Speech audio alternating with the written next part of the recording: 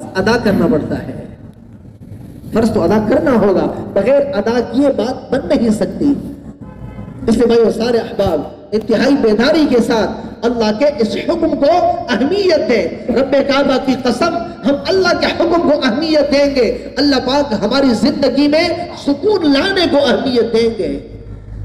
ہمارے گھروں کی زندگی میں سکون آئے گا، کاروبار میں بہتری آئے گی، روزگار میں برکت آئے گی، سارے معاملات حل ہوتے چلے جائیں گے۔ لیکن جب اوپر سے معاملہ کٹا ہوا ہوگا، ہم اللہ کے احکامات کو نظر انداز کر لیں اور پھر ہم چاہیں کہ جیے آرام سے، سکون سے، عزت سے، یہ کیسے ممکن ہے؟ ایسا نہیں ہو سکتا۔ اور یہ بات سب جانتے ہیں، ایسا ہے کہ نہیں ہے؟ آج امریکہ کی کوئی بات نہ مانے، پاکستان والے یا دیگر مسلمان ممالک کیا حشر کر دیتے ہیں؟ ان کے مطالبے ہم مانتے جا رہے ہیں۔ ایک بات نہ مانے، 99 مانے، ایک نہ مانے، کیا حشر ہوتا ہے؟ تو ہم کیا رب کو ہم کوئی اہمیت نہ دیں؟ زمین پہ ہم جیے سکون سے، آرام سے، اور اللہ کے حکم کو تو نظر انداز کریں اور بندوں کو حکم کو اہمیت دیں۔ مخلوق سے تو ڈرے اور خالق سے نہ ڈرے، اور ہم چاہیں کہ میرے گھر میں راحت بھی ہو اور میرے کاروبار میں برکت بھی ہو اور بیماریاں بھی نہ ہو اور پریشانیاں بھی نہ ہو اور امن بھی ہو اور فساد بھی نہ ہو، یہ کیسے ہو سکتا ہے؟ اب ہم اپنے گریبان میں ذرا جھانک کے دیکھیں، ذرا موازنہ کریں کہ مخلوق کے ساتھ ہمارا کیا معاملہ، خالق کے ساتھ کیا معاملہ ہے۔ بھائی بہت حساس معاملہ ہے، اس لیے ہم خود بھی اس کو اہمیت دیں، اور ہماری مستورات خواتین اس کے بارے میں بھی، آج ہم یہاں سے گھروں کو لوٹیں یا مغرب عشاء کے کاروبار سے فارغ ہو کر گھروں میں واپس جائیں تو اس مسئلے کو بیچ میں رکھ کر اس پر گفتگو کریں۔ کوئی ہمارے گھر میں کوئی ایسا فرد تو نہیں ہے جس پہ روزے فرض تھے اور وہ بعد میں ادا بھی نہیں کر سکے اور ابھی تک وہ باقی کے باقی پڑے ہوئے ہیں؟ بلا تاخیر اس کا ازالہ کرنا شروع کر دیں۔ 4-5-6 جمعے پہلے میں عرض کر چکا تھا، الشتاء غنیمت المؤمن، یہ جو سردی کا زمانہ ہے یہ مومن کے لیے غنیمت ہے۔ قال لیلہ فقامہ، راتیں لمبی ہوتی ہیں تو اس میں تہجد پڑھتے ہیں، قیام کرتے ہیں، رکوع کرتے ہیں، سجدے کرتے ہیں، کیونکہ اٹھنا آسان ہو جاتا ہے۔ یہ غنیمت اللہ کی طرف سے سنہری موقع ہے۔ وَقَصْرُ نَهَارُهُ فَصَامَهُ، اور دن چھوٹے ہوتے ہیں تو یہ اس میں روزے رکھتے ہیں، کوئی لوگ تو نوافل میں بھی اہتمام کریں، نفل روزے بھی رکھیں، اور ہمارے ذمہ فرض روزے باقی ہو ہم اس سے بھی غافل رہیں۔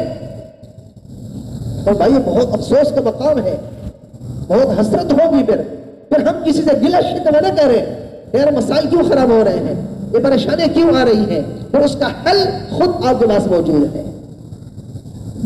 آپ نے اللہ کے حکم کو اہمیت نہیں دی تھی، اور وہ اللہ سبحان اللہ جس نے ہمیں آپ کو عدم سے وجود بخشا، ہم چل نہیں سکتے تھے اسے چلنا سکھا دیا، ہم پکڑ نہیں سکتے تھے اس نے پکڑنا سکھا دیا، ہم بول نہیں سکتے تھے اس نے بولنا سکھا دیا، ہم سمجھ نہیں رکھتے تھے اس نے سمجھ عطا فرما لی، اور ہم چلتے بھی تھے تو گرتے تھے اور اس رب نے ہمیں دوڑنا بھی سکھا دیا۔ اور آج ہم بڑے ہو گئے تو اسی کے مقابلے میں آ گئے، اسی کو حکم ہم نے نظر انداز کر دیا۔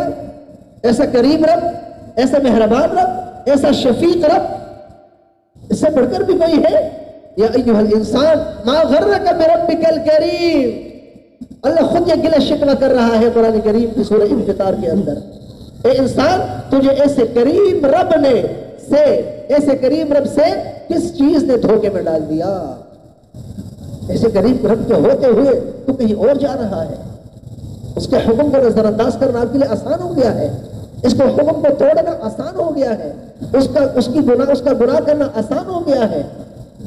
اس عظیم رب سے الذی خلقک فسواک فعدلک فی ای صورت ما شاء رکبک، جس نے پیدا کیا اور خوبصورت جسم دیا اور مناسب اعضاء دیے اور سب چیزوں سے مزین کر کے آگے پیش کر دیا، تو اسی کے مقابلے میں آ گیا ہے۔ اور وہ رب اللہ اکبر 28ویں پارے کی پہلی سورت ہے سورۃ المجادلہ۔ ایک صحابیہ تھی رضی اللہ تعالی عنہ، حضرت خولہ بنت ثعلبہ رضی اللہ تعالی عنہ، ان کے شوہر تھے اوس بن صامت رضی اللہ تعالی عنہ۔ یہ بات اس لیے عرض کر رہا ہوں کہ میرا آپ کا جو رب ہے وہ بہت عظیم الشان رب ہے، وہ کریم رب ہے، وہ بہت مہربان رب ہے۔ ہم بھی تو آگے بڑھے نا، ہم بھی تھوڑے سے آگے بڑھے۔ وہ کیسے دیکھنے والے ہیں، کیسے سننے والے ہیں، کیسے اپنے بندوں کی مدد کرنے والے ہیں, کیسے اپنے بندوں کے مسائل حل کرنے والے ہیں. شوہر نے اپنے بیوی سے زہار کیا اور اس بن ثابت رضی اللہ عنہ نے جس طرح طلاق کے ذریعے سے ایک شخص بیوی کو اپنے سے جدا کر دیتا ہے, جدائی کا ایک طریقہ طلاق کا بھی ہے, طلاق سے معاملہ ختم ہو جاتا ہے. اسلام آنے سے پہلے دو طریقے اور بھی تھے بیوی کے شوہر کے درمیان جدائی کے. ایک ایلا تھا کہ کوئی قسم کھائے کہ میں اتنے عرصے آپ کے پاس نہیں آؤں گا, 4 مہینے یا کم و بیش. اور ایک طریقہ زہار کا تھا. زہار کا مطلب کوئی شخص اپنے بیوی سے کہہ دیتا تھا انتی علیہ کا ظہر امی, تم میرے اوپر میری ماں کی پیٹھ کی طرح ہو, یعنی جس طرح ماں حرام اب تم بھی میرے اوپر حرام. جب یہ جملہ کہہ دیتا تھا تو یہ طریقہ تھا کہ اس وقت بس ہمیشہ کے لیے وہ اس کے اوپر حرام ہو جاتی, بلکہ طلاق میں تو پھر بھی رجوع ہو جاتا ہے. وہ اس سے بھی سخت معاملہ تھا کہ ہمیشہ جس سے ماں حرام تو وہ بھی حرام ہو جاتی, اور یہ طریقہ چلا آ رہا تھا. تو اس بن ثابت رضی اللہ عنہ نے بیوی سے یہی کہا. ایک موقع ایسا آیا انت علیہ بظہر امی, تو انہوں نے اس سے الجھنا شروع کر دیا کہ آپ نے کیا کہہ دیا. اس کو بھی افسوس ہوا کہ مجھے بڑی غلطی ہو گئی, لیکن اب جدائی تو مقدر ہے اور تو کوئی راستہ نہیں ہے. اور نے کہا نہیں, آپ نے طلاق کا لفظ نہیں استعمال کیا, آپ نے تو بظہر امی کہا ہے, طلاق تو کہا نہیں. آپس میں بات نہیں بنی تو آپ علیہ السلام کے بعد تشریف لے گئی حضرت خولہ رضی اللہ تعالیٰ عنہ, اور آپ علیہ السلام کی خدمت میں سارا قصہ عرض کیا کہ میرے شوہر نے مجھے ایسا کہا, تو آپ کیا فرماتے ہیں. تو آپ علیہ السلام نے فرمایا کہ بھئی وہ تو جدائی ہو گئی ہے, اب تو آپس میں اب دوسرے کے لیے حرام ہو. تو صحابی رضی اللہ عنہ نے عرض کیا اللہ کے رسول, اس نے طلاق کا لفظ استعمال نہیں فرمایا ہے.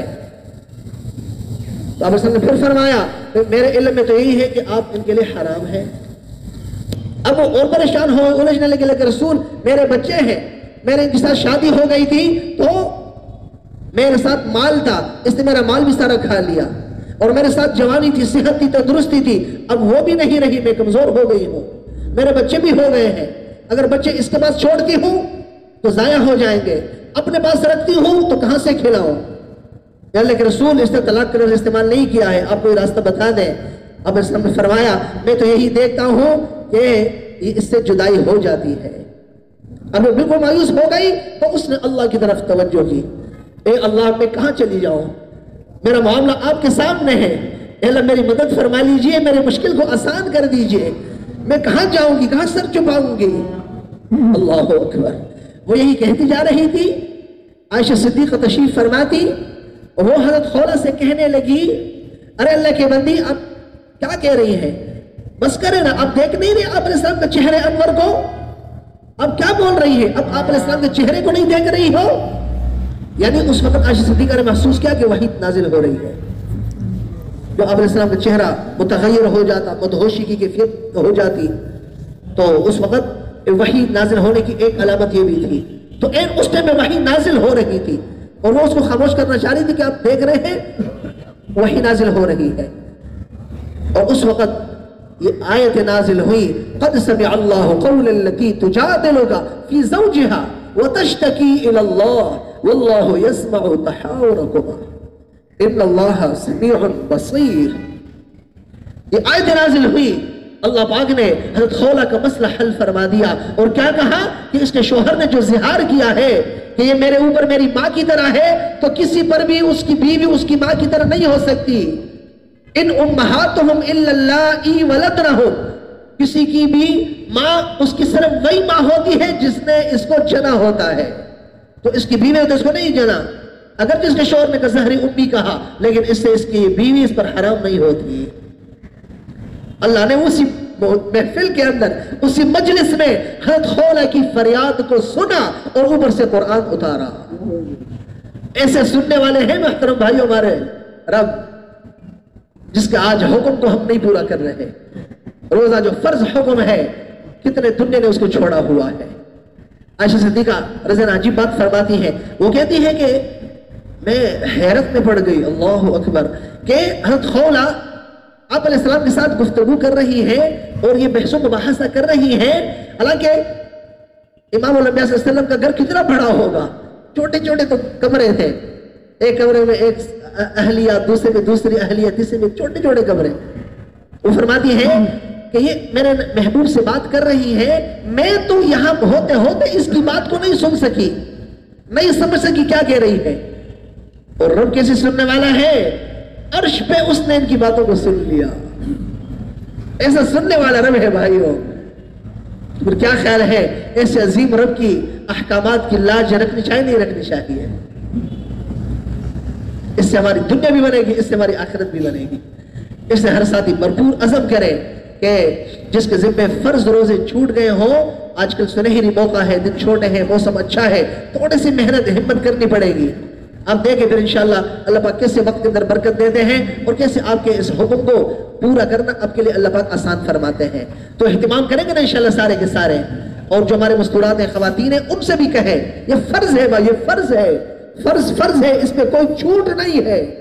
بڑے مسئلے الجھ جائیں گے، دنیا کے بھی، قبر کے بھی، حشر کے، اگر ہم نے اس کو اہمیت نہیں دی، اب تک جو نہیں دی استغفار کریں، ندامت اللہ معاف کر دیں۔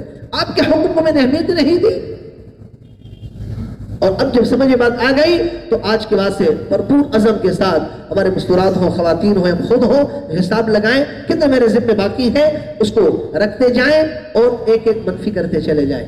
ایک دن روزہ رکھ کے ایک دن افطار کریں، ایک دن روزہ رکھے پھر چھوڑے پھر رکھے، اس طرح آسانی کے ساتھ۔ یہ جنوری کا مہینہ ہے، فروری کا مہینہ ہے، مارچ کے کم از کم آدھے تک موسم بہترین ہے، دن چھوٹے ہیں، ابھی بھی راتیں مزید لمبی ہو رہی ہے الحمدللہ، تو ہمیں اس سے فائدہ اٹھانا چاہیے۔ اللہ پاک ہم سب کو اللہ کے سارے احکامات کی قدردانی کرنے کی اور احسن طریقے سے اس کو پورا کرنے کی توفیق نصیب فرمائے۔ وآخر دعوانا الحمدللہ۔